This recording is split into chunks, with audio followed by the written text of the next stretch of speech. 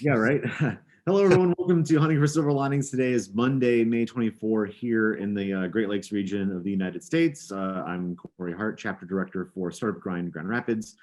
So honored to be joined with Declan, our Edinburgh Chapter Director for Startup Grind. Hello and welcome.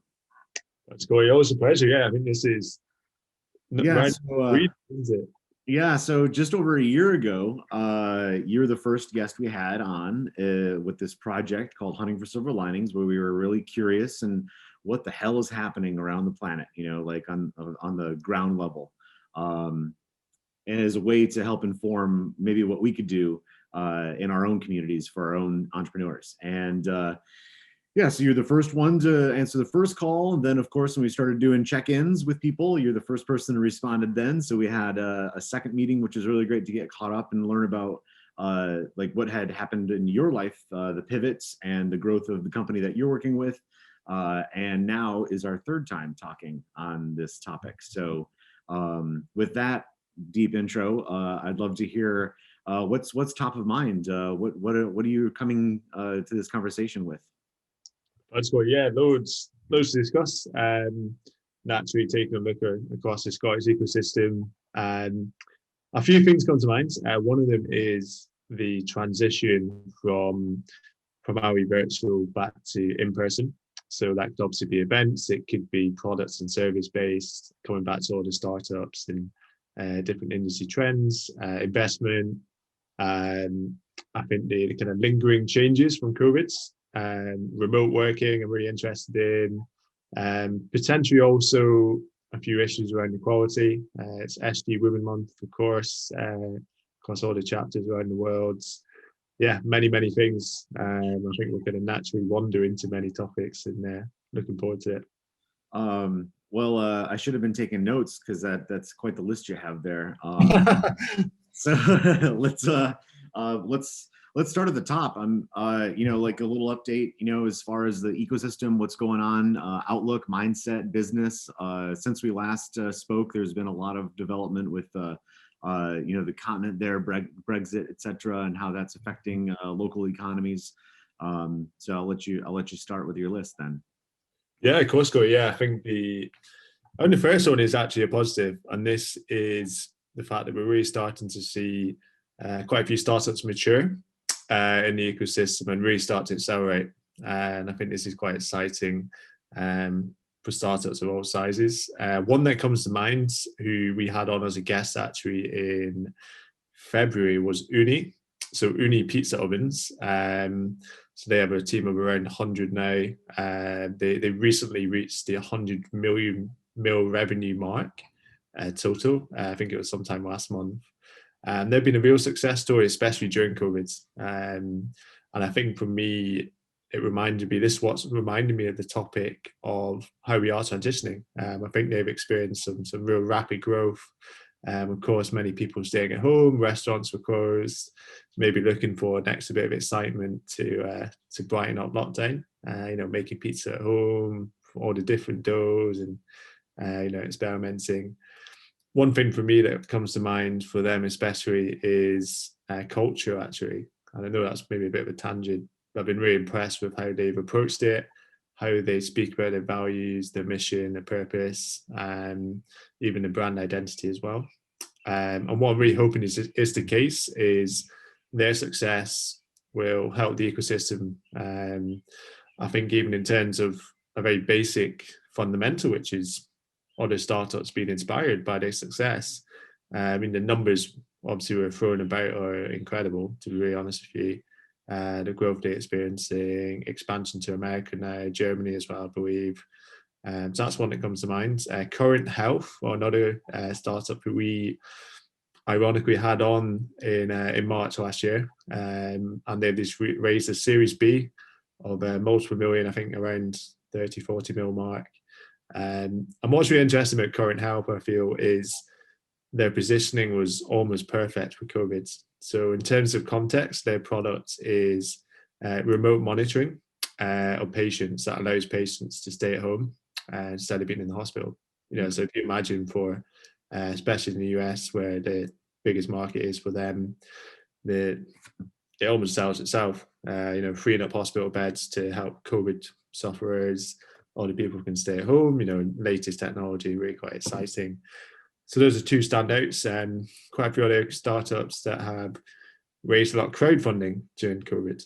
That's another topic that I'd be keen to kind of dive back into. And the reason I'm really interested in it is actually the fact that I've heard this from both startups I interviewed about it. A startup called Pawprint, so they're kind of an eco-friendly app that allows you to track your carbon footprint. So really empowering the users to make small changes to kind of get that sense of purpose of working towards being more environmentally friendly. Another one is called Active, which is a alkalized water. So kind of ionized water, electrolytes, high performance, etc. The reason I think this is interesting is actually they were both saying that for them, crowdfunding was more of a marketing exercise, investing. And I think this is quite fascinating because they both said to me that it's not what you think it is. Not sure if you've ever done any crowdfunding, Corey, or yes. it's like, yeah, yep. Because I can see it on the way, and I just thought it was fascinating because I actually really like the concept of micro investors in the sense of people paying a tiny amount of money each per person. Yeah, you mentioned the topic of equity, right? And so crowdfunding is a neat way where you can democratize access to ownership of company or putting money to work. There's a startup here out of Detroit, Michigan, that is doing something which is quite popular, and maybe one of these companies that you're talking about is doing the same, where they're doing a fundraise both on, say, a platform like a WeFunder or Republic or Our Crowd or whichever one, and there's plenty in the UK and Europe and around the world. They're doing it, one is marketing, two to democratize access to like investing, because you don't have to be an accredited investor, et cetera, different rules around the planet. And then alongside that, they're doing the private placement round, so they're also, doing the safes and the whatnots. Is that what your folks are doing? Are they doing it? Like, are they doing a private round as well? Yeah, I think it's a combination. So what both they mentioned was, of course, to kick off the investing before it's released to public. To have private, primarily angel investors put money in, and it's interesting because I'm a marketing guy, and I kind of know there's a lot of kind of smoke and mirrors sometimes, and they'll open it and it's like 80% funded already in day one, and obviously that's kind of angels. But I thought it was really interesting because for me it ties quite nicely into community, which I'm really, really interested in. Obviously by default, as part of the Startup Grind family, but also for startups themselves. So I'm a big fan personally of, I think it's David Spinks, who's from CMX possibly. He's kind of seen as the community guru, I believe, at least from what I've seen on Twitter. And I've been following a lot of his work and a lot of kind of tweets and what he shares. And I think in terms of trend, I can see this myself. The 20s, I believe, genuinely will have community as the heart of what startups are doing. So I think it's really interesting. This is what I'm trying to do myself with my own nutrition business. And this is really building a group of people who have a similar problem, who are in my niche, who I believe I can help. Because when it comes to making new products and services, it's almost a shortcut because you have a greater idea of the problem, you have a deeper understanding of the messaging people use, maybe even possibly features they want to see in something. The feedback cycle is so much quicker. It's almost entirely one. And I think that we'll see that trend continuing. So whether that is, online groups, whether it's in-person meetups, I mean, it's a really great marketing play. And I think, not to add too many tangents on, I think it plays nicely into this idea of long-term benefits, so trying to think more long-term. Growing a community is not easy. I think if we look at the Startup Grind's journey, that's been 10 plus years already. Obviously all the work Derek's had to put in, it's obviously not been a small effort by any means. yeah, so I think to come back to the point about the Scottish ecosystem, I think a real positive has been community spirit. We're very lucky in the sense that we have many different groups similar to Startup Grind to do some amazing work, especially in terms of virtual networking recently. And what's quite interesting, I think, to see end of this year will be how these virtual networking companies do.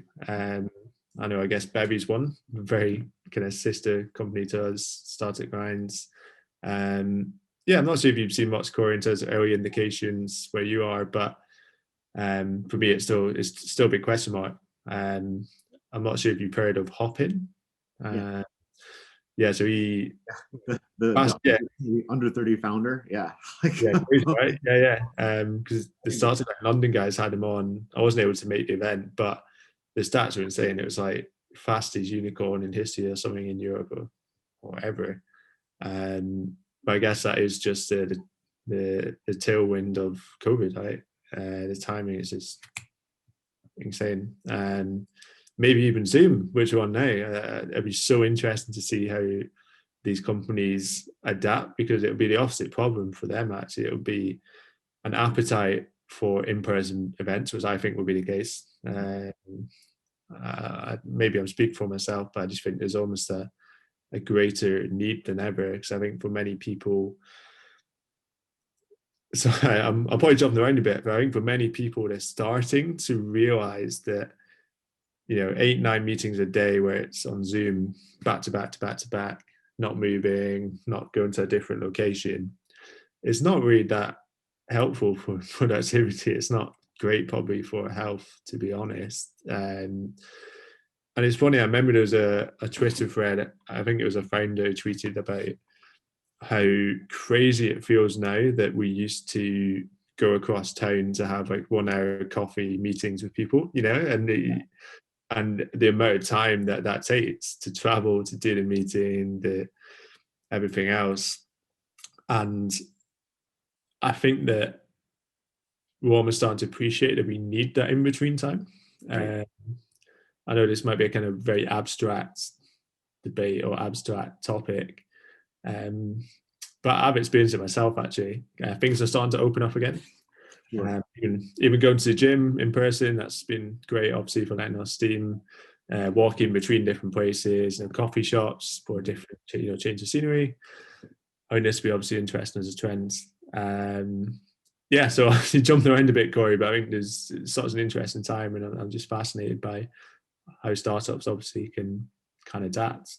Sure. Yeah, like people who follow like the science of the brain, right? Like the brain is just as productive in the down times as it is like in what we say the active times. Like, so we have the hour coffee meeting where we think of ourselves as being productive, but then we have the half-hour drive to and the half-hour drive from, or the walk or whatever. And while we're not thinking that our brain is really like engaged, it actually is, right? It's doing all the processing, it's doing all the remembering, making all the connections, and yeah, it takes both. And you're right. I think a lot of the planet is really understood that, yeah, 9 Zoom meetings in a row doesn't make you more productive, right? and necessarily. And just a little like anecdotal fact here. So like on the topic of wellness and health, right?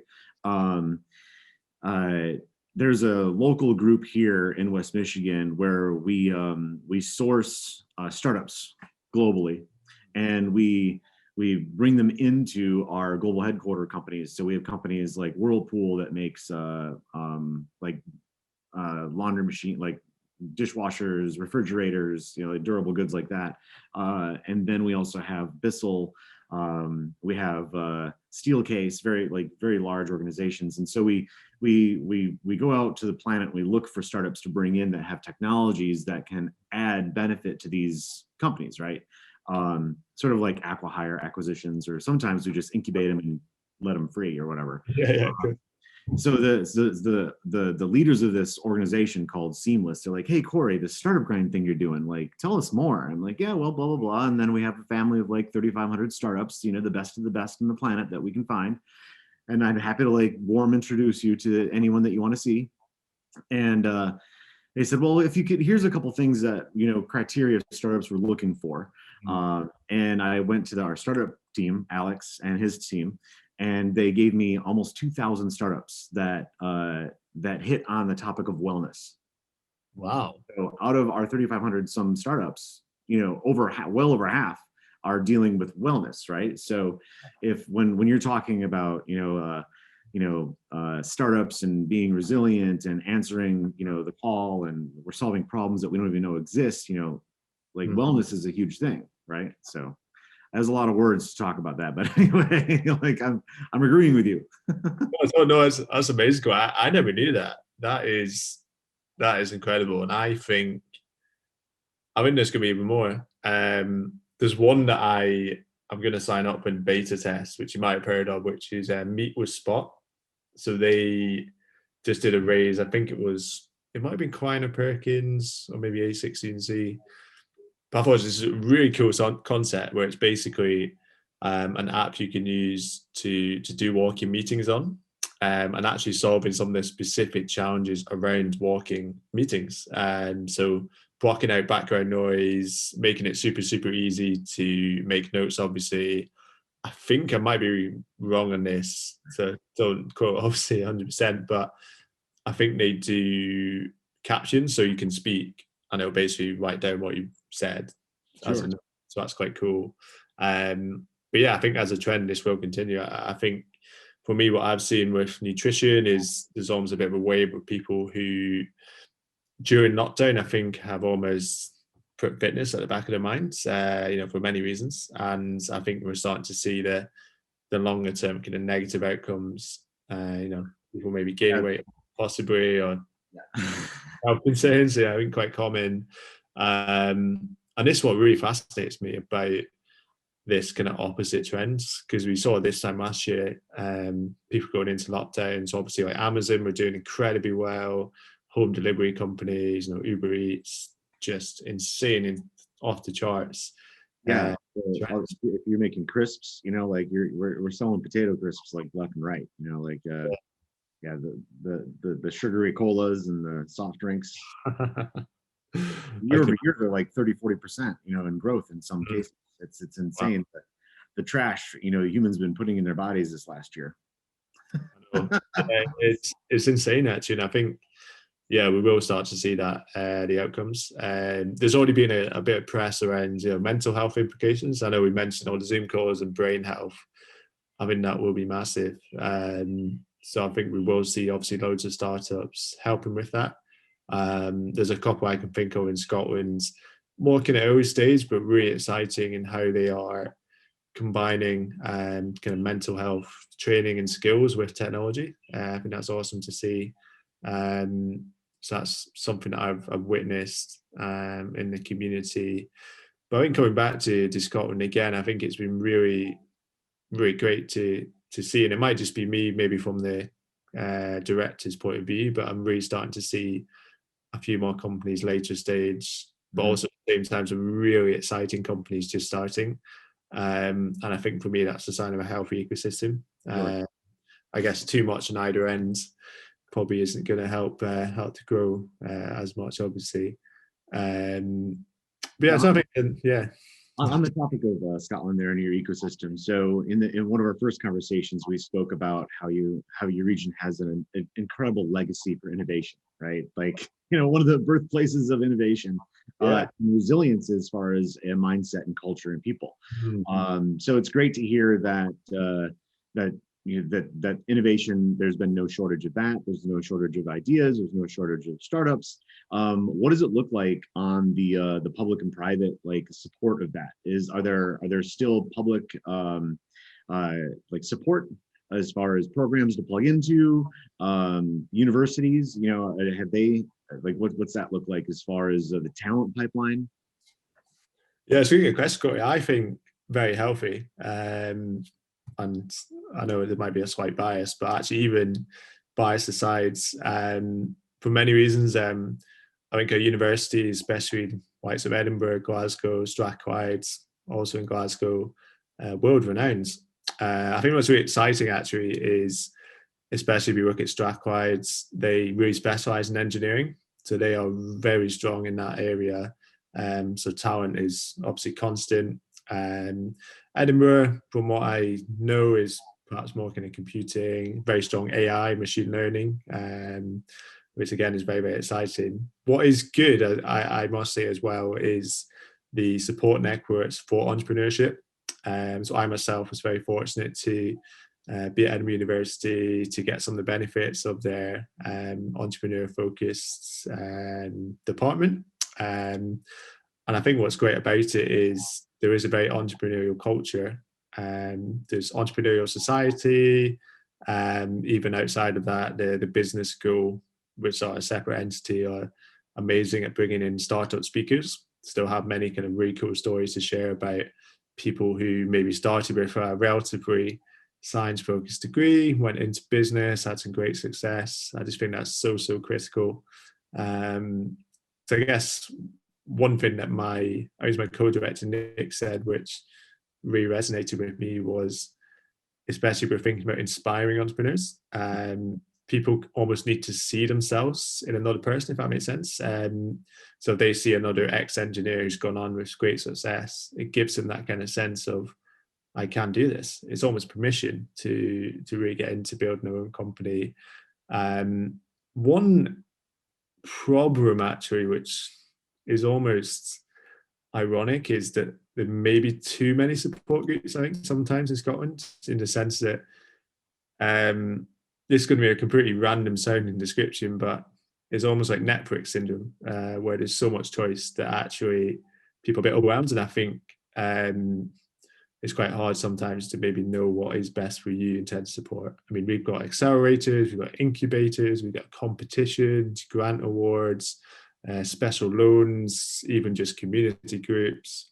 So that's that could be. That's an interesting, problem to have, right? And I think our Stockholm chapter director, Nymel, he had mentioned that his answer to that problem was startup grind. Like he already works with the United Nations. He does so much for his ecosystem. Like he basically is already the mayor of like the ecosystem in Stockholm, but he still said, okay, we need startup grind. So in addition to everything that he was already doing or is already doing, he said, I'm going to start a chapter of startup grind because they didn't yet have the connective tissue between all of those organizations. And so now he's able to say, okay, welcome flock of entrepreneurs, like this one, you should go over here and you should go over there.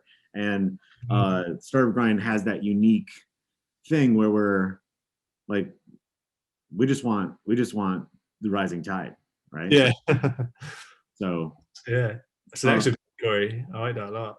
Yeah, and I found a chapter director to relaunch Detroit, Michigan. And Detroit is a very robust ecosystem. That's where we have Quicken Loans, and we've got so many really great innovation coming out of Detroit, especially with mobility. Obviously, like automotive is huge.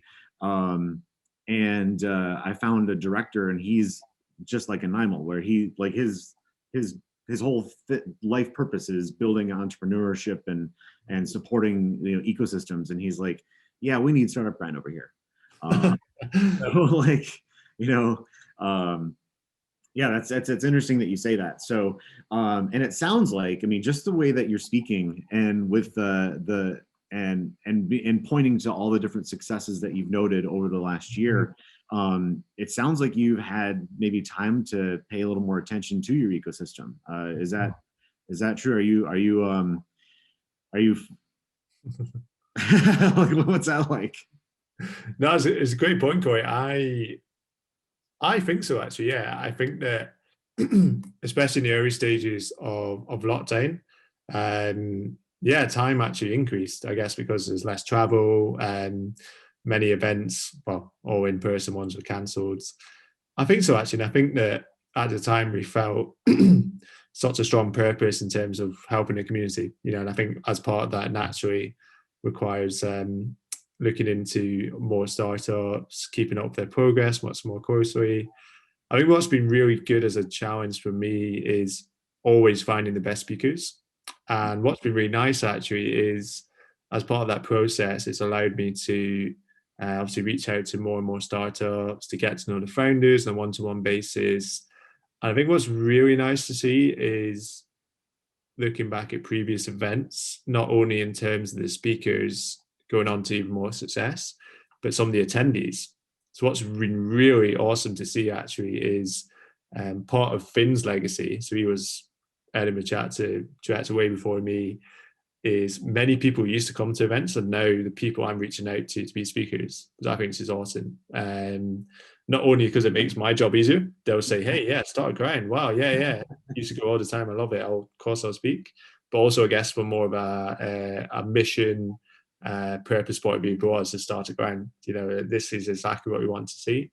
And obviously, in a few years' time, I'd love, and I'm sure we will see attendees who I speak to every event going on to then be speakers. I just think that's amazing. Yeah, and I think it gives us a lot of pride as Scotland as a whole. So I think, again, obviously we're very biased, but I do think we do punch above our weight. I really do. I think that we, like you said, we are innovators in terms of our ancestors, our heritage, and that's something that is continued to be the case.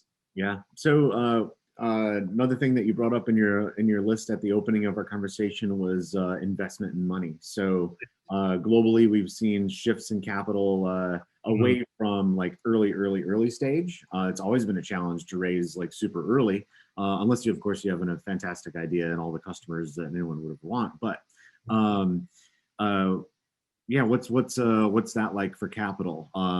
Is there still like central bank support in that regard? Are banks across the globe? There's a lot of international banks that are just opening up the gates, maybe not opening up the gates, but making capital more accessible with a point to your another bullet point of equity. So maybe you could talk a little bit about how capital is moving. Yeah, Costco, yeah, it's really interesting one.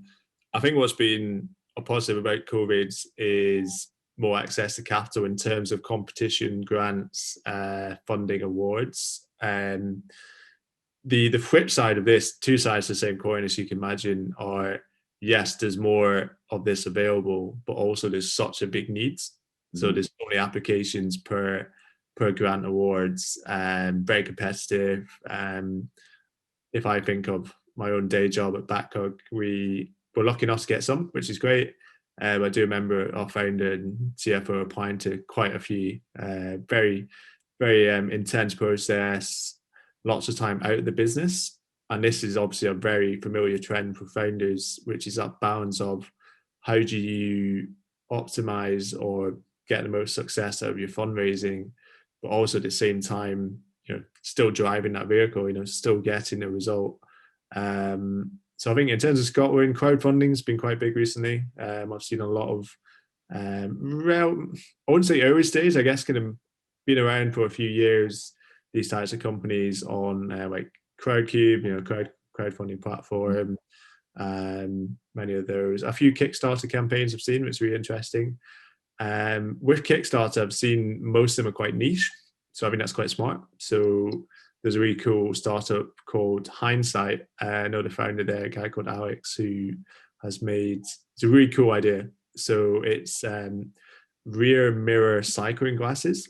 So obviously if you're a cyclist, you don't have any rear view mirrors, quite dangerous, especially in kind of bigger cities. Edinburgh is renowned for kind of cycling accidents. And he's essentially designed this really innovative and quite attractive looking pair of sunglasses that essentially have a rear view design built in, so you can actually kind of look into your glasses and see behind you.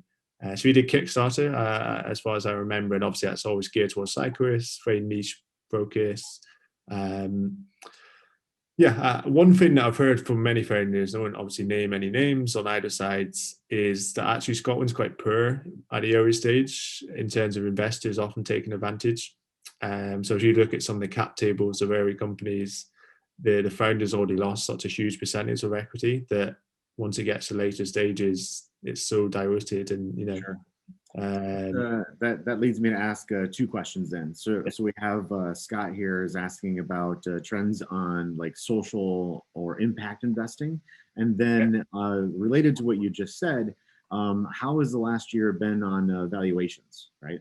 hmm, good question, Scott. So I'm really glad you asked the first one, because Scotland's, from what I've seen, are very good and very proactive about impact and social investing. So there's a company called FutureX, based in Glasgow, who they run an annual conference called Impact Summit. As you can imagine, it's really geared towards some of the top social issues: sustainability, equality, diversity, tech for good. So that's a phrase that is used a lot in here in Scotland, which I'm a huge fan of. These are companies who are solving a problem that is really obviously really difficult, but at the same time, the product they have designed has purpose at its very core. There's a lot of companies who might do, I think it's called greenwashing, where it's kind of this fake sustainability, just for marketing. But in Scotland, we actually have a lot of companies who their core existence is obviously to help. So in terms of investing, the trend there, I'm not an expert on this, I must say, but in terms of what I can see, we are quite fortunate in Scotland in that we do at least a couple of impact-focused investors. So there's one called SAS, so I believe is Social Investment Scotland or something similar. They're probably the biggest players. They're very visible, so they're typically seen as the go-to for impact-driven companies. And are they focused internally, Scotland, or are they global? It's a really good question, Corey. From what I gather, it's more focused in Scotland, which is great. I think what's been quite good about them is they've been around for a long time. They're very well connected in the ecosystem. And I think this is something that I guess is not really spoken of as much in terms of investor marketing, if that makes sense. Obviously, everybody thinks of it as startups obviously want investors, but it's a two-way thing. Investors are obviously always looking out for the best deals, the hottest startups, the hottest rounds. And I think SAS has been very smart in the sense that they are seen as the go-to. It's almost like a niche. The niche is socially driven startups. So that's the biggest thing I can see. It's not my expertise, I must say. So give that kind of disclaimer. And what was the other question, Corey? Valuations, yeah, valuations. Again, most startups, relatively early stage, many crowdfunding. I think we're still a good bit behind the likes of London, obviously Silicon Valley. I guess it's maybe more Miami nowadays if you look at Twitter. But I think valuations we're still a bit behind London. I think for most startups, still quite difficult. One thing that I think is the case is still quite difficult for early stage. So there's quite a big gap to fill, I think, in terms of investing in Scotland as a whole.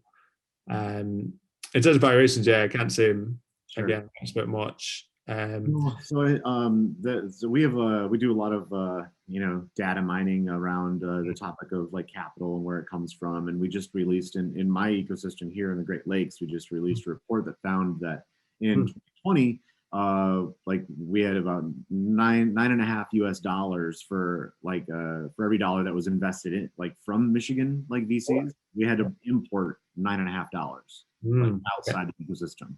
Are those the types of numbers that any of your local support orgs track?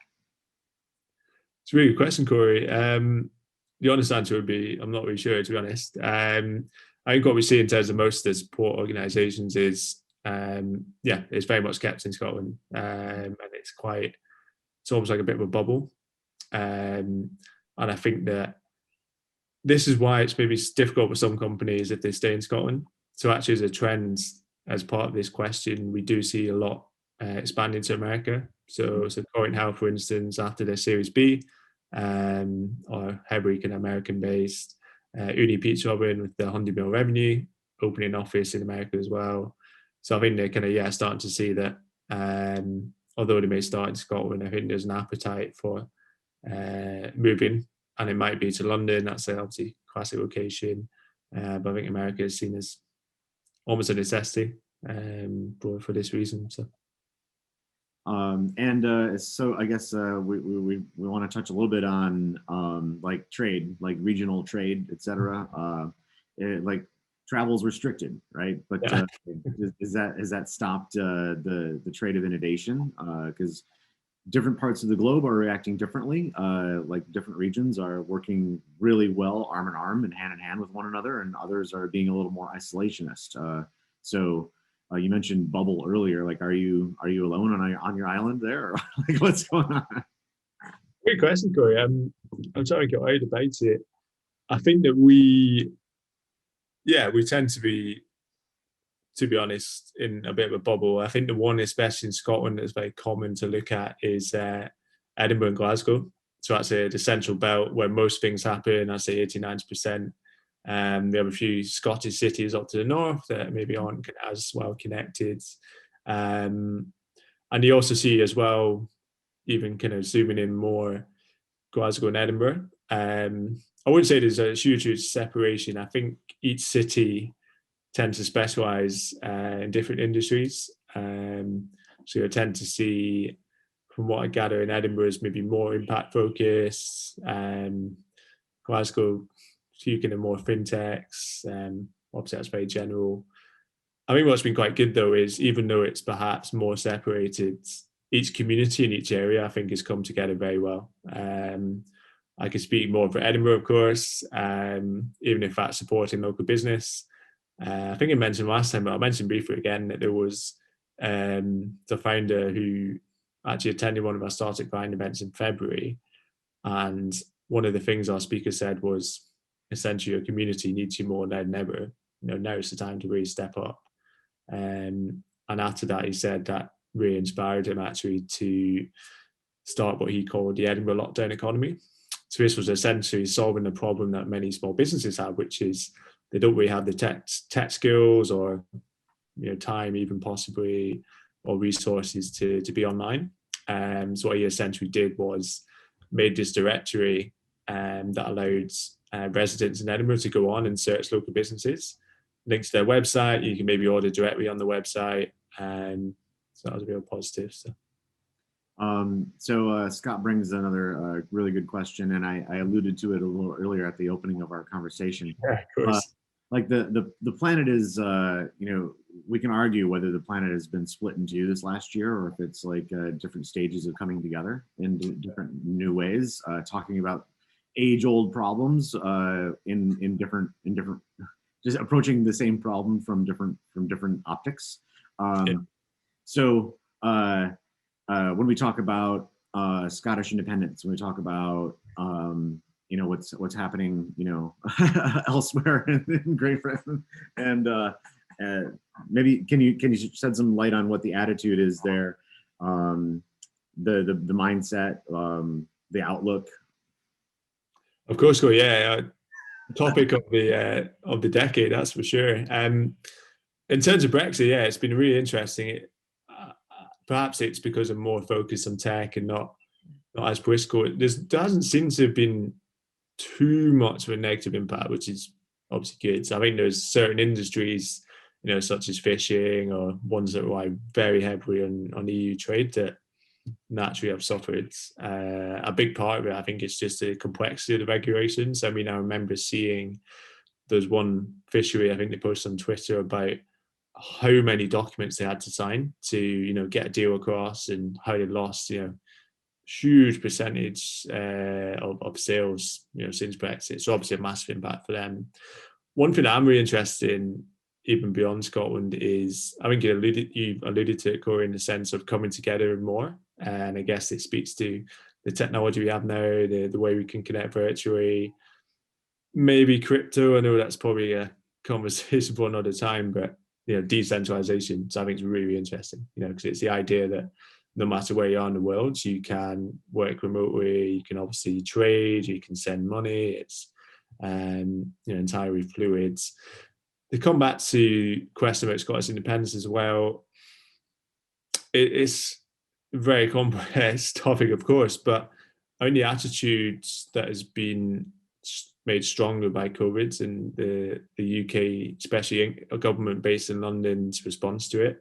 It's really strengthened the case for Scottish independence, I feel, because there's many different reasons. There's we actually had the promise from many leaders in England that we'd stay in the EU if we voted against independence the first time. You know, that was one of the big promises. Obviously, ironically now, and that's been obviously completely forgotten. You may have seen the voting trends in Brexit. So Scotland was huge majority against Brexit. I think it was 60% plus, and we're obviously being dragged against our wishes. Right. You could make a strong case for that argument. So a few other things as well. I think the fact that as a country, I feel we're a bit more liberal at the minute than England is, and I think that it feels like there's a bit of a disconnect between the decisions that have been made in Westminster and England and the decisions made here. I see the Scottish government based in Edinburgh in a very positive way, actually. There's a great link, I feel, between them and industry. Many of the leaders who attend a lot of the startup events really, really encourage innovation. I think as a Scottish identity, we still see ourselves very much as being leaders in innovation, you know, computing, you know, people outside the Graham Bell telephone. I know that's obviously a long, long time ago, but I think having more control of the decisions we make, you know, I think can be positive. And I think to kind of build on this argument, if we look at countries of a similar size, similar population, so we're about 5 million.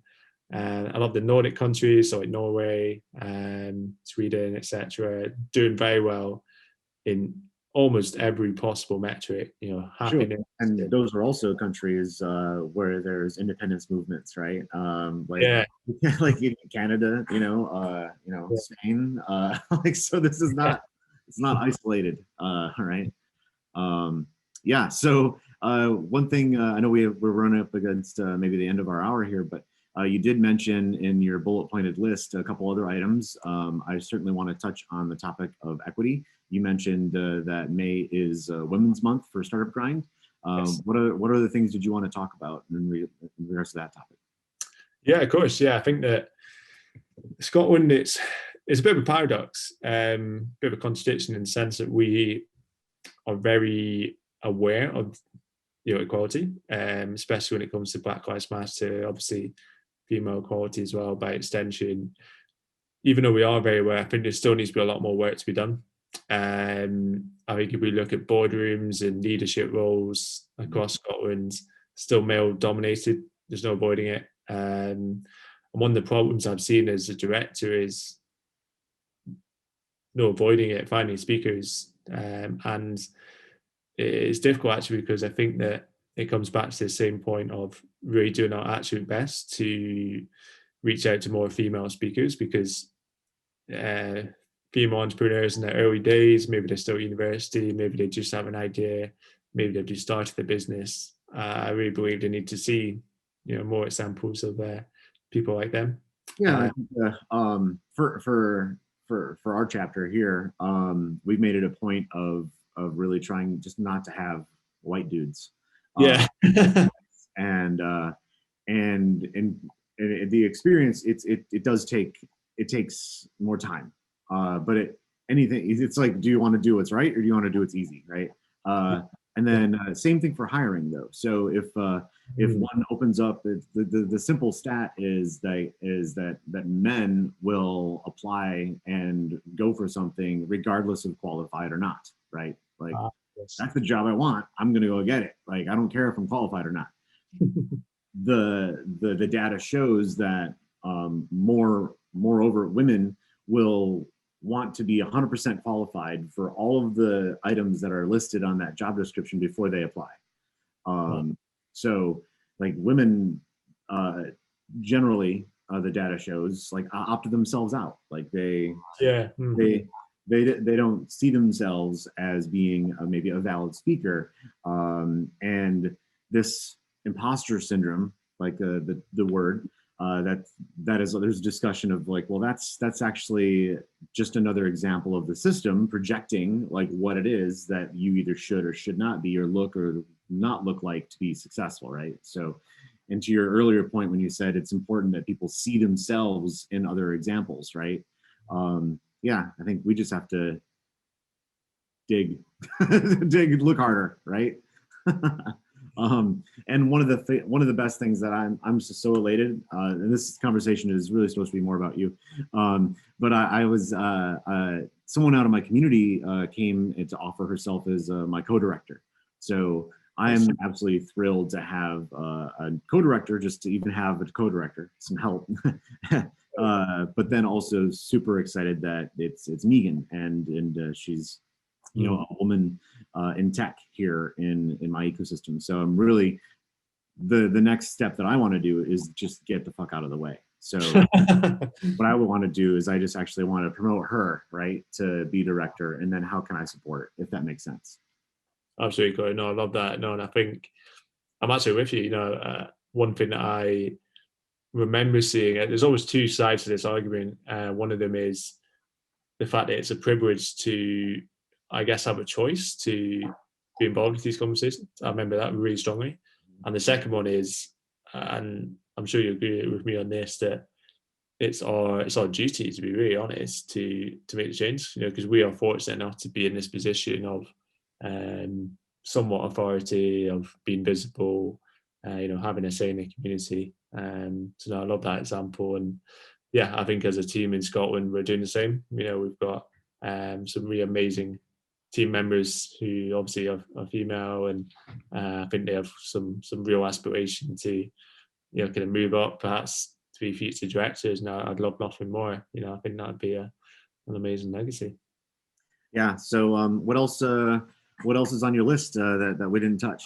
I think you've done a really good job. Yeah, I doubt there's much we missed out, which is awesome. Nothing comes to mind. I think you've had a real good coverage of most things. It was good to kind of chuck in a few examples, give a shout out to a few startups who I've noticed they're doing some amazing work. And yeah, I guess the main thing is just a real curiosity actually about how this year will play out. Could there be almost maybe not quite the same pace, but a reversal of last year's trends with lockdowns? And I'm really hopeful that we'll have a much more permanent move back to restaurants open, in-person events, less restrictions. And I think it'd be really fascinating actually to see how startups adapt again. They've almost had to go a full 180. So I think that's been a real good chance to share Scotland. Hopefully that's been a good bird's eye view. I listened to a conversation that was on Bloomberg yesterday with the CEO of AMD, and she had mentioned that 2020, what a wild ride, but 2021, like even better. Like she's like, AMD, we're up 40 some percent, year over year. She's really excited about like where things are going with digitization, and that is reducing barriers to access to education, to work, to all the things. There's more change in this last year than there's been in generations, with as far as like the unbanked mindsets in different ecosystems around the planet, on like just even being open to, oh yeah, the internet's not so bad, or like yeah, we should put money in a bank instead of like under a pillow, or access to clean water, food, data, all of it. So like we'll see, right? Scott, any last questions from you for Declan before we say goodbyes?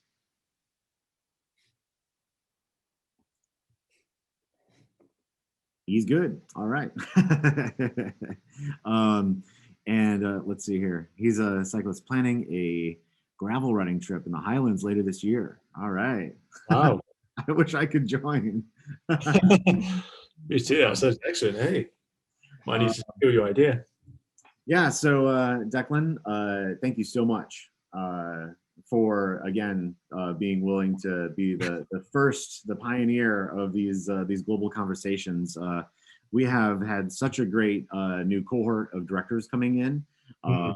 And you talked about like how Startup Grind as an organization has been around just over 10 years. And we're just, I think the organization is just hitting its stride right now, like the momentum. And that's one of the words that the CEO of AMD used, is like, now we have some incredible momentum, right? Mhm. From this last year. And there's, and I think um, at the 2020 Directors Summit, Derek, our founder and CEO, who's today is his birthday. Happy birthday, Derek. Uh, Yeah. he had Cheers. mentioned that in February 2020, he said, we are at a 60-year low in entrepreneurism globally. Yeah. And how different is that now? Like it is I know. totally flipped, right? So if we can just lean into this momentum, it's people like yourself and myself that just can help this train just keep going. So thank you, my friend. So good to see you again. Hopefully next time it'll be actually in a pub down the street, wherever it is that you are. And then maybe Scott will join us. So, Why not? all right. I'll talk to you next time. All right. It's always a pleasure. All right. Cheers. Ciao, man.